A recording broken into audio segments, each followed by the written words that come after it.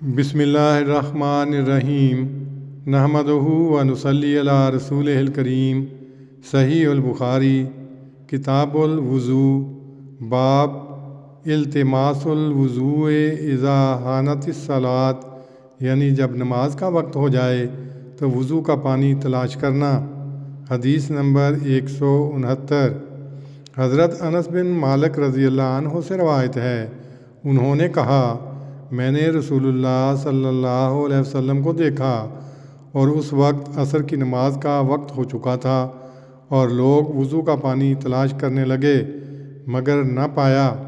رسول اللہ صلی اللہ علیہ وسلم کے پاس کچھ پانی لایا گیا۔ رسول اللہ صلی اللہ علیہ وسلم نے اس برتن میں اپنا ہاتھ ڈالا اور لوگوں سے فرمایا کہ اس سے وضو کریں۔ حضرت انس کہتے تھے، میں نے پانی کو دیکھا کہ وہ آپ کی انگلیوں کے نیچے سے پھوٹ رہا ہے، یہاں تک کہ سب نے وضو کر لیا۔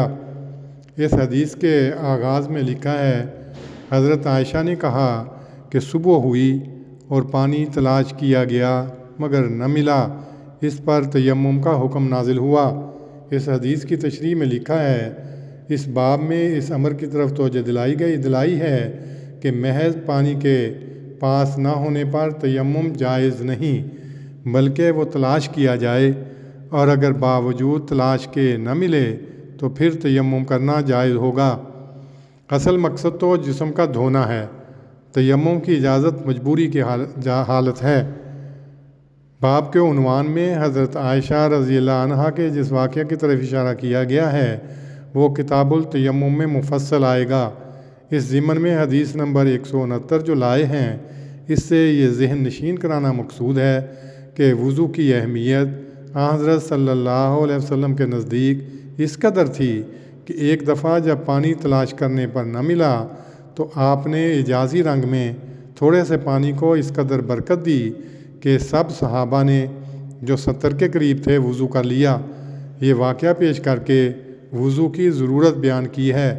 بہت سے سست لوگ ہیں جو ذرا سے بہانے پر تیمم کو اپنے لیے غنیمت سمجھ لیتے ہیں، انہیں اس سے نصیحت پکڑنی چاہیے۔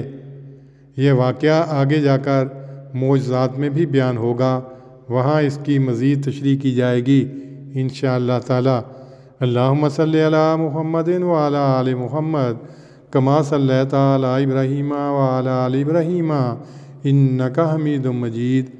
اللہم بارک علی محمد وعلی آل محمد کما بارکت علی ابراہیم وعلی آل ابراہیم انک حمید مجید۔